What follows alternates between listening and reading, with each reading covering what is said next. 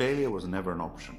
Once I was committed to Cobra beer, once I had been able to create the beer that I had in my mind of this less gassy, extra smooth beer that was in between a lager and an ale, that would appeal to lager drinkers, ale drinkers, to men and women, and to people from all countries around the world, and would be the best beer to accompany food, especially Indian food and curry. Once I had developed it with Dr. Cariappa, the finest brewmaster in India, who'd spent 6 years in the Czech Republic, had a PhD from Prague University in brewing, and with him, from scratch, to have tasted dozens of beers, trying to describe the taste I had in my mind of this less gassy, extra smooth beer. Then coming up with a recipe, a very intricate recipe of malted barley, wheat, rice, maize, 4 varieties of hops, and a very intricate procedure to produce the beer. That is what gave us this very special liquid, which had smaller bubbles, genuinely smoother, that went really well with food. And the first brew that we brewed, I knew was not absolutely right, but it was right enough